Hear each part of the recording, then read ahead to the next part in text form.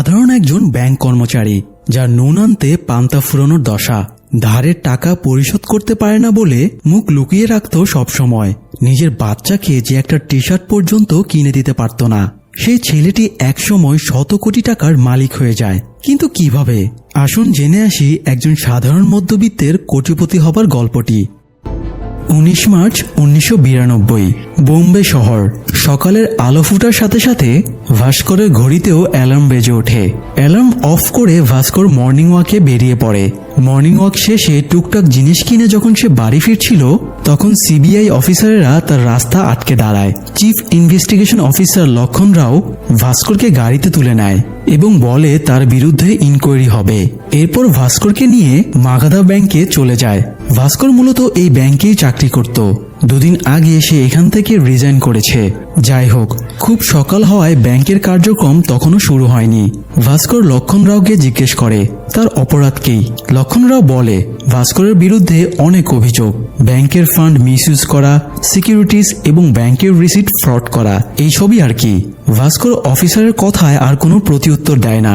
সে তাদের ইনকোয়ারি চালিয়ে যেতে দেয়।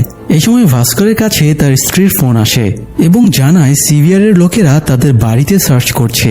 ভাস্কর স্ত্রীকে তাদের কোঅপারেট করতে বলে। তো এখন কথা হলো, এই যে ভাস্কর চুপচাপ আছে, এর কারণ কি? সে কি আসলেই অপরাধী? সেটা জানতে হলে আমাদের আরো 3 বছর পেছনে যেতে হবে। তখন 1989 সাল। ভাস্কর এই ব্যাংকেরই একজন সাধারণ কর্মচারী ছিল। তার মাসিক বেতন ছিল মাত্র 6,000 টাকা আর ব্যাংক লোন ছিল 36,000 টাকা। সেই সাথে টুকটাক ধার বাকি তো ছিলই। ভাস্কর চাকরির ক্ষেত্রে নিজের কাজের ব্যাপারে অত্যন্ত ডেডিকেটেড ছিল। সে 3 বছরে 3 বার সেরা এমপ্লয়ি হওয়ার অ্যাওয়ার্ডও পেয়েছে। আপাতত তার টার্গেট এমআরএম বা অ্যাসিস্ট্যান্ট রিজিওনাল ম্যানেজার পোস্টের উপরে, কারণ 1 মাস পরে বর্তমান এমআরএম রিটায়ার করবে। ভাস্করের ধারণা ওনার রিটায়ার্ডের পরে সেই পদটা পাবে। ভাস্কর আরেকটা জিনিসের উপরে খুব ইন্টারেস্টেড, সেটা হলো মারুতি 800 মডেলের গাড়ি। এই গাড়িটা ব্যাংকের সম্পত্তি। গাড়িটা যার ছিল সে এটার লোন শোধ করতে পারেনি, তাই ব্যাংক গাড়িটা সিজ করে এখানে ফেলে রেখেছে। ভাস্কর রোজ গাড়িটা দেখে আর ভাবে এই গাড়িটা যদি সে কিনতে পারত, কিন্তু তার আগে তো নিজের নেওয়া লোনগুলো শোধ করতে হবে, তা না হলে এরকম স্বপ্ন দেখা বৃথা। যাই হোক, বেতনের টাকায় ভাস্কর কুলাতে পারত না, তাই সে একটা সাইড ইনকামের পথ বের করে। ব্যাংকে আসা কাস্টমারদের সে ফর্ম পূরণ করে দিত, আর এভাবে এক্সট্রা কিছু টাকা ইনকাম হয়ে যেত। তো কাজ শেষ করে বাড়ি ফেরার সময় কলোনির ভেতর দিয়ে যাবার সময়ে অনেক মানুষ ভাস্করের দিকে বিরক্তি ভরে তাকাতো, কারণ তারা সবাই ভাস্করের কাছে টাকা পায়। ভাস্কর অবশ্য তাদের আজ দেব কাল দেব বলে কোনো রকমে দাবিয়ে রাখত। এতগুলো চোখকে ফাঁকি দিয়ে শেষমেশ সে বাড়িতে পৌঁছায়। ভাস্করের বাড়িতে আছে তার বাবা প্রহ্লাদ কুমার, যিনি একসময় চার্টার্ড অ্যাকাউন্টেন্ট ছিলেন। রিটায়ারমেন্টের পরে বন্ধুর সাথে ব্যবসা শুরু করেন, কিন্তু ওনার বন্ধু ওনাকে ধোঁকা দিয়ে সব টাকা মেরে দেয়। সেই থেকে উনি আর কারোর সাথে সেভাবে কথা বলেন না, ঘর থেকেও বের হন না। ভাস্করের মা ছোটবেলাতেই মারা গিয়েছে। এক ভাই আছে যে ইঞ্জিনিয়ারিং পড়ছে, এক বোন ডিগ্রি কলেজে পড়ছে। এছাড়া ভাস্করের স্ত্রী এবং এক ছেলে রয়েছে। এই হলো ভাস্করের ফ্যামিলি। এদের নিয়ে কোনো রকমে কষ্টমষ্ট করে তার দিন কাটছে। যাই হোক, আজ রাতে ভাস্করের শালার ছেলের জন্মদিন ছিল, তো এই জন্য তারা সেখানে যাওয়ার জন্য রেডি হচ্ছিল। ভাস্করের স্ত্রী সুমতি বলে তাদের কোনো একটা গিফট নিয়ে যাওয়া উচিত, কিন্তু ভাস্করের কাছে গিফট কেনার মতো কোনো টাকা ছিল না। আবার আত্মীয়র বাড়ির অনুষ্ঠান, খালি হাতেও যেতে পারবে না। তাই তারা বাধ্য হয়ে ছেলে কার্তিকের প্রিয় খেলনাটা গিফট হিসেবে নিয়ে যায়। ভাস্কর গরিব ছিল বলে শ্বশুর বাড়িতেও সে কোনো সম্মান পেত না, কেউ তার সাথে ভালো ব্যবহারও করত না, কেমন যেন এড়িয়ে চলতো। তো ভাস্করের জন্য তার স্ত্রী ছেলেও সেখানে তেমন একটা গুরুত্ব পেত না। সুমতির মা চায় সে ভাস্করকে ছেড়ে দিক, উনি সুমতির আবার বিয়ে দিবেন। মায়ের মুখে কথাটা শুনে সুমতি খুব আপসেট হয়। এরপরে সে আরেকটা আপসেট হবার মতো ঘটনা ফেস করে। জন্মদিনের কেক কাটার পরে সুমতির ভাবি বাচ্চাদের কেক দিচ্ছিল, সেখানে কার্তিকও ছিল। সে কার্তিককে একটা ছোট পিস দেয়। কার্তিক একটা বড় পিস চাইলে সে কার্তিককে বলে তুমি এতটুকুই ডিজার্ভ করো। আড়াল থেকে দৃশ্যটা দেখার পরে সুমতি খুব রেগে যায়। সে তখন কার্তিক আর ভাস্করকে নিয়ে বের হয়ে যায়। এরপরে তারা একটা ক্যাফেতে আসে। কার্তিকের খিদে পেয়েছিল, তাই ভাস্কর বার্গার আনতে যায়, কিন্তু তার কাছে 3টা বার্গার কেনার মতো টাকা ছিল না। সে দোকানদারকে বলে 2টা বার্গার দিতে। দোকানদার ভাস্করের পরিস্থিতি বুঝতে পেরে 2টার দাম নিয়ে তাকে 3টা বার্গারই দেয়। খাবার পেয়ে কার্তিক খুশি হলেও সুমতি খুব আপসেট আপসেট হয়েছিল। এরকম অভাব, দুর্দশা, অপমান, তাচ্ছিল্য সে আর সহ্য করতে পারছিল না। ভাস্কর ভরসা দেয় একদিন সব ঠিক হয়ে যাবে। এবারের মতো সে কোনো রকমে সুমতিকে শান্ত করে নেয়। পরের দিন অফিসে যাওয়ার পরে ভাস্করের কাছে অ্যান্টনি নামের একজন লোক লোনের জন্য আসে। এই লোকটা গতকালও লোনের জন্য এসেছিল, কিন্তু লোকটার কাছে বন্ধক রাখার মতো কিছুই ছিল না, তাই ভাস্কর তাকে ফেরত পাঠিয়ে দিয়েছিল। তবুও লোকটা তার পিছু ছাড়ছে না। ভাস্কর তার বন্ধু এবং অফিসের পিয়ন সাম্বাকে বলে এই লোকটাকে হ্যান্ডেল করতে। সাম্বা উল্টো ভাস্করকে বলে সেজন্য অ্যান্টনিকে হেল্প করে। অ্যান্টনির ইলেকট্রনিক পার্টসের বিজনেস আছে। সে মালয়েশিয়া থেকে 30টা টিভি আনিয়েছিল। এগুলোর দাম 2.5 লাখ টাকা। তো যে জাহাজে টিভিগুলো আসার কথা সেই জাহাজের ক্যাপ্টেন অ্যান্টনির বন্ধু। তার সাথে অ্যান্টনির ডিল হয়েছিল সে অ্যাডভান্স 50,000 টাকা দেবে আর মাল ডেলিভারির পরে বাকি 2 লাখ টাকা পরিশোধ করবে। কিন্তু তার বন্ধু এখন বেঁকে বসেছে। সে বলেছে তাকে পুরো টাকা পরিশোধ করলে তবেই ডেলিভারি দেবে, না হলে টিভিগুলো নিলামে বিক্রি করে দেবে। তো এই জন্যই অ্যান্টনির লোনের প্রয়োজন। সাম্বা ভাস্করকে বুদ্ধি দেয়। ভাস্করের শালা কনস্ট্রাকশন কাজে প্রচুর টাকা কামিয়েছে। সে যদি 2 লাখ টাকা ম্যানেজ করে অ্যান্টনিকে দেয় তাহলে সে টিভিগুলো ছাড়িয়ে নিতে পারবে। আর বর্তমানে ইন্ডিয়াতে টিভির যেমন চাহিদা তেমনি দামও বেশি। অ্যান্টনি টিভিগুলো বিক্রির পরে লাভের একটা অংশ ভাস্কর আর সাম্বাকেও দেবে। ভাস্কর সাম্বা আর অ্যান্টনির প্রস্তাবে হ্যাঁ না কিছুই বলে না। সে ভেবে দেখবে জানিয়ে অ্যান্টনিকে আপাতত বিদায় করে। পরের দিন সকালে ভাস্কর বাড়ি থেকে অফিসের জন্য বের হচ্ছিল, তখন তার এক পাওনাদার পাটেল ভাই তাকে আটকায়। এই লোক ভাস্করের কাছে 10,000 টাকা পেত। সে ভাস্করের সাথে খুব খারাপ ব্যবহার করে। ভাস্করকে অপমান করে তার স্কুটারটা নিয়ে চলে যায়। স্কুটার না থাকায় ভাস্কর ট্যাক্সিতে করে অফিসে যাওয়ার প্ল্যান করে, কিন্তু তার কাছে ভাড়া ছিল না। তাই দৌড়ে সে অফিসে যায়। অফিসে গিয়ে সে আরেকটা শক খায়। তার যে প্রমোশনটা পাওয়ার কথা ছিল সেই প্রমোশনটা অন্য কেউ পেয়ে গিয়েছে। এটা নিয়ে ভাস্কর খুব আপসেট হয়ে যায়। এরই মধ্যে সাম্বা একটা রেফারেন্স লেটার ভাস্করকে দেখায় এবং বলে এজিএম স্যার সুধীরের কাছে টাকা খেয়ে তার নাম জিএম স্যারের কাছে সাজেস্ট করেছিল। এই লেটারে সুধীর ছাড়া আর কাউকেই রেফার করা হয়নি। এটা দেখে ভাস্কর খুব রেগে যায়। সে সোজা এজিএম স্যারের কাছে গিয়ে এটা সেটা বলতে শুরু করে। তখন এজিএম স্যারও রেগে যায় আর বলে ভাস্কর যে চাকরির পাশাপাশি মানুষের ফর্ম পূরণ করে টাকা নেয় এটা তিনি জানেন। তিনি জিএম স্যারের কাছে এই ব্যাপারে কমপ্লেন করবেন। এটা শুনে ভাস্কর ঘাবড়ে যায়। চাকরি বাঁচাতে সে এজিএম এর হাত পা ধরে কান্নাকাটি শুরু করে। শেষে অফিসের অন্যদের সুপারিশে এজিএম এবারের মতো ভাস্করকে মাফ করে দেয়। তবে এই ঘটনা থেকে ভাস্কর শিক্ষা পায় ভালো মানুষ হয়ে এই দুনিয়ায় টেকা যাবে না। সে আবার ভিন্ন পথে পা বাড়ায়। ভাস্কর অ্যান্টনিকে ডাকে এবং তাকে 2 লাখ টাকা তুলে দেয়। অ্যান্টনিকে টাকা দিতে দেখে সাম্বা জিজ্ঞেস করে ভাস্কর এত টাকা কোথায় পেল। ভাস্কর বলে সে ব্যাংকের ভোল্ট থেকে এই টাকা নিয়েছে। সাম্বা ভয় পেয়ে যায়। এই কথা জানাজানি হলে চাকরিটা তো যাবেই, সাথে জেল জরিমানা তো আছেই। এছাড়া ভাস্করের মতো সৎ মানুষের এরকম কাজ মানায় না। ভাস্কর বলে 2 দিন পরে বাবাকে হাসপাতালে চেক আপে নিয়ে যেতে হবে। 1 সপ্তাহ পরে বাচ্চার স্কুলের ফিস দিতে হবে, ভাই বোনের কলেজের ফিস দিতে হবে। অথচ তার কাছে বাড়ি ফেরার জন্য বাসের টিকিট কাটারও টাকা নেই। দেয়ালে যখন পিঠ ঠেকেই গিয়েছে তখনও সততা দিয়ে কি হবে। তাই এবার ভাস্কর সব ধরনের রিস্ক নিতেই রাজি আছে।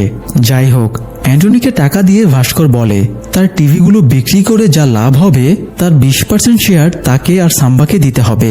অ্যান্টনি ভাস্করের কথায় রাজি হয়ে যায়। এরপরে ভাস্কর বাড়ি ফিরে আসে। অ্যান্টনির 2 ঘন্টা পরে টাকা ফিরে দেবার কথা ছিল, কিন্তু ঘন্টার পর ঘন্টা কেটে যাওয়ার পরেও তার আসার নামগন্ধ নাই। তাই ভাস্কর অনেক উল্টাপাল্টা কথা ভাবতে শুরু করে। টেনশন করতে করতে ভাস্করের চোখটা একটু লেগে এসেছিল। তখন সুমতি তাকে ডেকে বলে সাম্বা এসেছে। ভাস্কর দ্রুত বাইরে গিয়ে দেখে সাম্বার সাথে অ্যান্টনিও হাসি মুখে দাঁড়িয়ে আছে। তাকে দেখে ভাস্কর দেহে প্রাণ ফিরে পায়।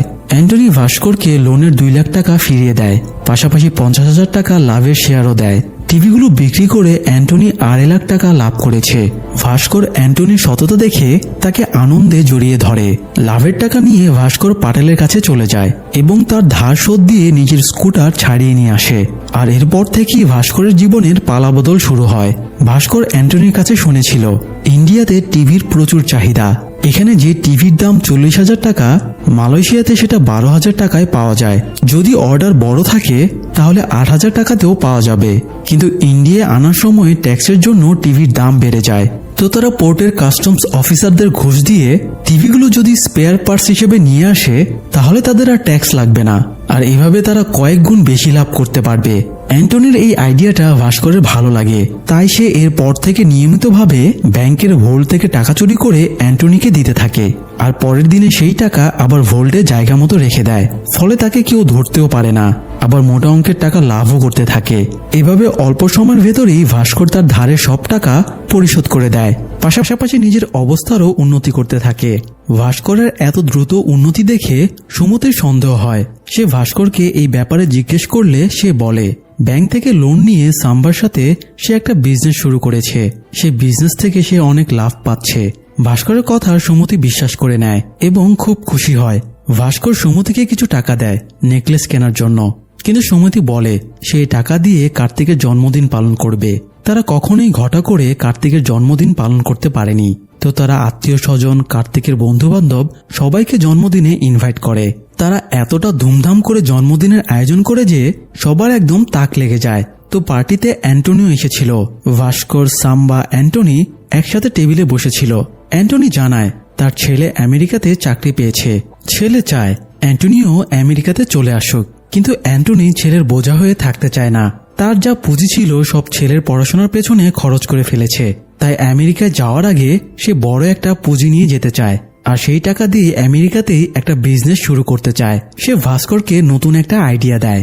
আগামী শনিবারে দুবাই থেকে 3টা ফরেন গাড়ি আসছে, তারা যদি 10 লাখ টাকা ম্যানেজ করতে পারে তাহলে এই গাড়িগুলো কিনে নিতে পারবে। ইন্ডিয়াতে এইসব গাড়ির যা চাহিদা, তাতে তারা কয়েক গুণ বেশি টাকায় এই গাড়িগুলো বিক্রি করতে পারবে। অ্যান্টনির অফার তো ভালো ছিল, কিন্তু একসাথে 10 লাখ টাকা ব্যাংকের ভোল্ট থেকে ম্যানেজ করা মোটেও সহজ কথা না, তাই ভাস্কর তেমন একটা আগ্রহ দেখায় না। পার্টি শেষে রাতে ঘরে গিয়ে দেখে আজকে সবাই বেশ খুশি। এরই মধ্যে কার্তিক খুশিতে কাঁদতে শুরু করে। সে বলে তার বন্ধুরা তাকে সবসময় ছোট নজরে দেখত, তাকে খোঁটা দিয়ে বলতো কার্তিক সবসময় আমাদের জন্মদিনে ফ্রিতে কেক খেতে আসে, ওর জন্মদিনে আমাদের কখনো কেক খাওয়ায় না। আজ নিজের জন্মদিনে বন্ধুদের কেক খাওয়াতে পেরে কার্তিকের মনের সব বেদনা দূর হয়ে গেছে। কার্তিক সবসময় তার নানা বাড়িতে একই টি শার্ট পরে যেত, তাই তার মামাতো ভাই তাকে খোঁচা দিয়ে বলতো তোর বাবা কি তোকে টি শার্ট কিনে দিতে পারে না, সবসময় একই জিনিস পরে আসিস। আজ কার্তিকের গায়ে কোট প্যান্ট দেখে মামাতো ভাইয়ের কথাই বন্ধ হয়ে গেছে, তাই কার্তিক বাবা মায়ের কাছে প্রমিস করে এখন থেকে সে আর কখনো তাদের অবাধ্য হবে না। ছেলের এমন আনন্দ দেখে ভাস্কর আবারও নিজের মত পাল্টায়। সে ভাবে এদের খুশি রাখা তার দায়িত্ব, আর এই জন্য তাকে আরো টাকা কামাতে হবে। তাই ভাস্কর অ্যান্টনিকে ফোন দিয়ে বলে সে তাকে শনিবারে 10 লাখ টাকা ম্যানেজ করে দেবে। তো শনিবার ভাস্কর ব্যাংকে গিয়ে অনেক ঝামেলা বিপদ সামলে 10 লাখ টাকা বের করে এনে অ্যান্টনিকে দেয়। সেই টাকা দিয়ে অ্যান্টনি গাড়ি 3টা ছাড়িয়ে নেয়, কিন্তু এরপরই তারা বড় এক সমস্যায় পড়ে। তাদের যে লোকের কাছে গাড়িগুলো বিক্রি করার কথা ছিল সেই লোকটা পুলিশের হাতে ধরা পড়েছে, তাই এখানে গাড়ি কেনার মতো আর কোনো ক্লায়েন্ট নেই। তারা 3 জনে মহা বিপদে পড়ে যায়। কাল রবিবার ব্যাংক বন্ধ, পরশু সোমবার ব্যাংক খুলবে, আর ভাস্করকে সোমবার সকালেই ব্যাংকের ভোল্টে জায়গা মতো টাকা রাখতে হবে, না হলেই খেল খতম। ভাস্কর অ্যান্টনিকে খোঁজ নিতে বলে অন্য কোনো প্রদেশে এইসব গাড়ি কেনার লোক আছে কিনা। অ্যান্টনি খোঁজখবর নিয়ে জানতে পারে গোয়াতে একজন ক্লায়েন্ট আছে যে গাড়িগুলো কিনবে। তারা তখনই গোয়া যাওয়ার প্ল্যান করে, কিন্তু পথে 2টা পুলিশ চেকপোস্ট পড়ে। তারা এই ইম্পোর্টেড কার নিয়ে কখনো চেকপোস্ট পার হতে পারবে না, তাই ভাস্কর একটা প্ল্যান খাটায়। প্রথমে তারা গাড়িতে সরকারি ফেক নম্বর প্লেট বসায়, তারপর 3 জন ফকিরকে মন্ত্রীদের মতো ড্রেস পরিয়ে মন্ত্রী সাজায় এবং একজন কলগাল ভাড়া করে তাকে মডেল সাজায়। এরপরে তাদেরকে গাড়িতে নিয়ে ভিআইপি পরিচয় দিয়ে 2টো পুলিশ চেকপোস্টকেই ফাঁকি দিয়ে গোয়ায় পৌঁছে যায়। সেখানে গিয়ে তারা 10 লাখের গাড়িতে 20 লাখ টাকা লাভ করে।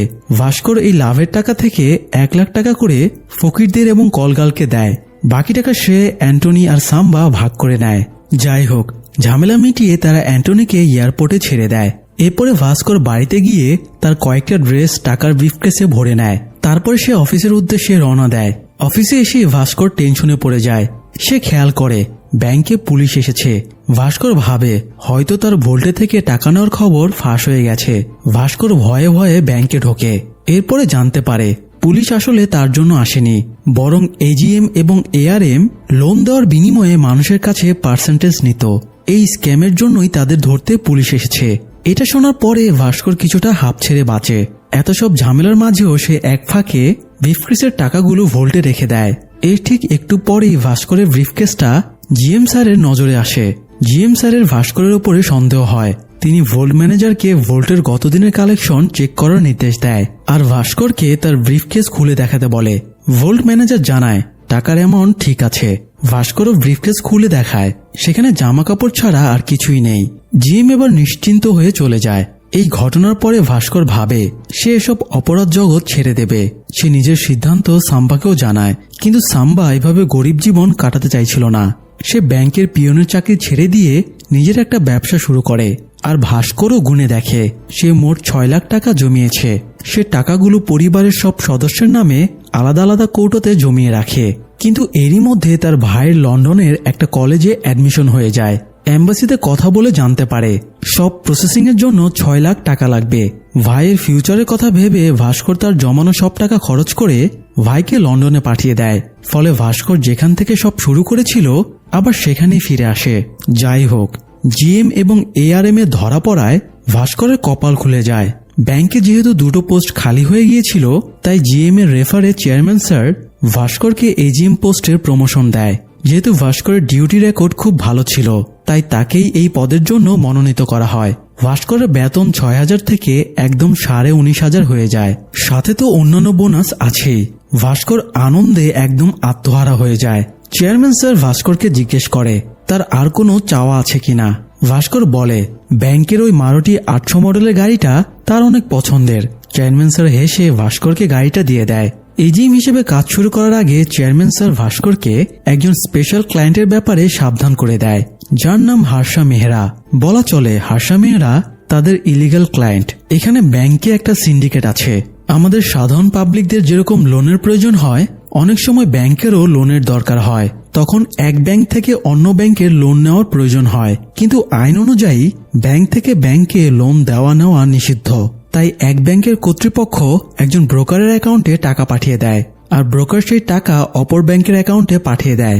এভাবে যখন লোন পরিশোধের সময় হয়, তখন আবার তারা সেম প্রসেসে ব্যাংকের টাকা পরিশোধ করে দেয়। তো এই হার্ষা মেহরা হলো সেই ব্রোকার।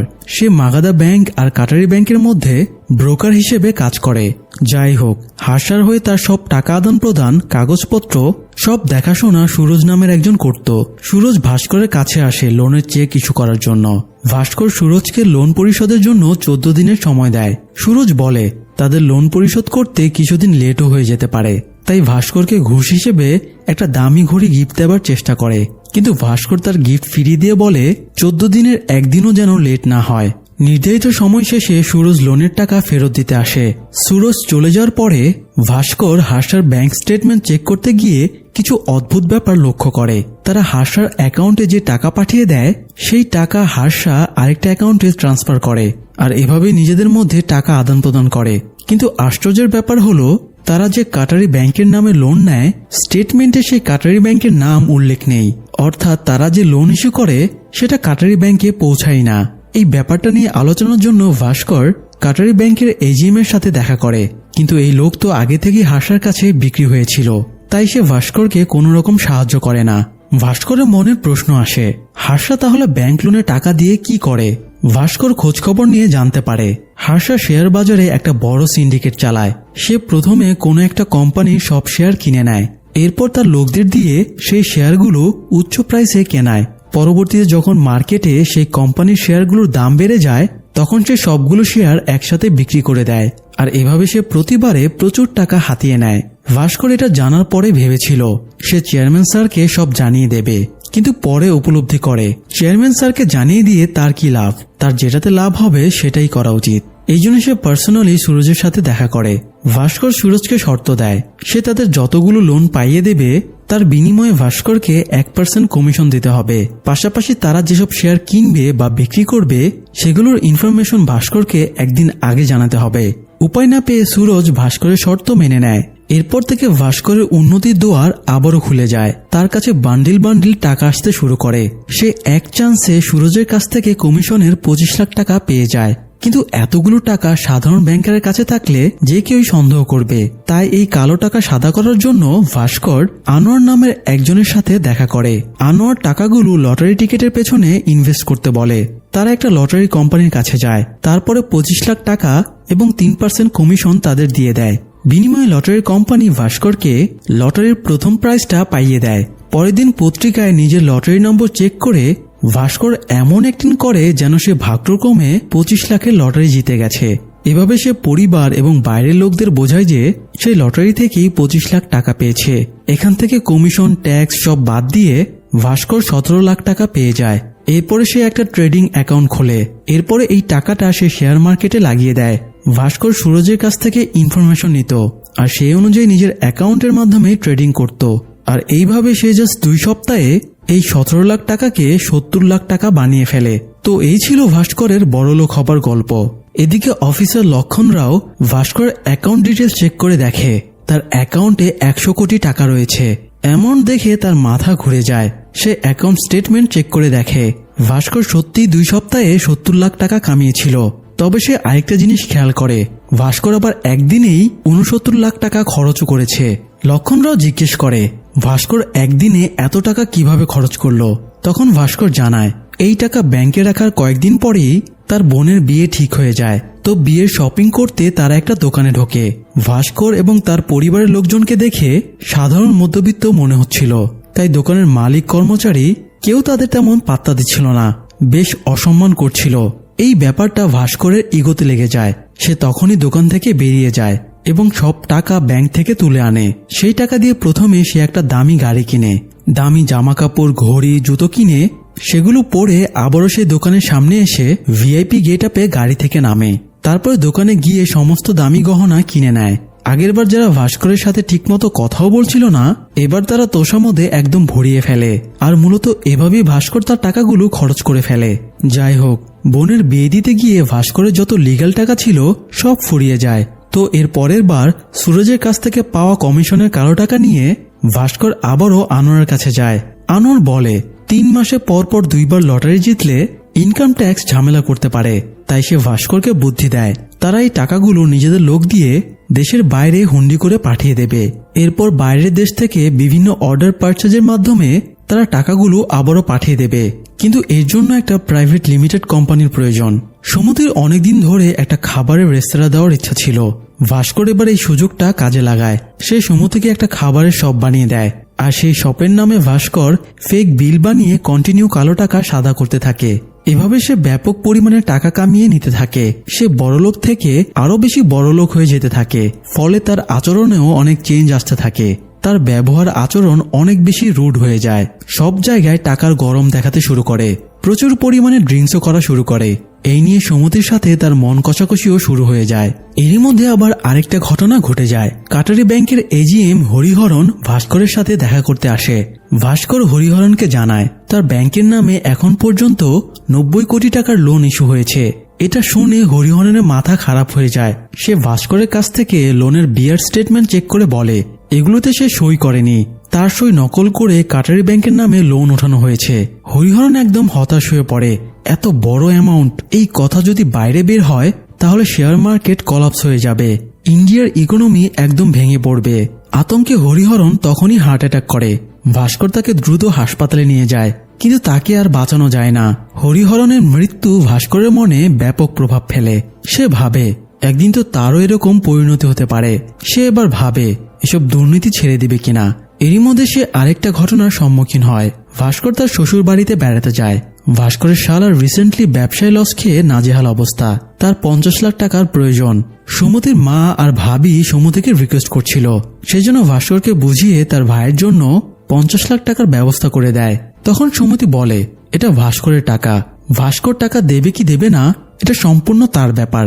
তো এই ব্যাপারটা নিয়ে সুমতির সাথে তার মায়ের একটু তর্কাতর্কি হয়ে যায়। তর্কের এক পর্যায়ে সুমতির মা তাকে খোঁটা দিয়ে বলে আমি তোকে হোমমেড ফুডের বিজনেস প্ল্যান দিয়েছিলাম বলেই তোরা ইনকাম করে খেতে পারছিস।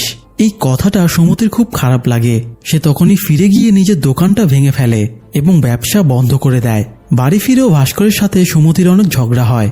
সুমতি এই নতুন ভাস্করকে একদমই অ্যাকসেপ্ট করছিল না। সে পুরনো সাদামাটা ভাস্করকে ফেরত চাইছিল। তাদের এই ঝামেলা দেখে ভাস্করের বাবা বেরিয়ে আসে এবং ভাস্করকে ওনার রুমে ডাকেন।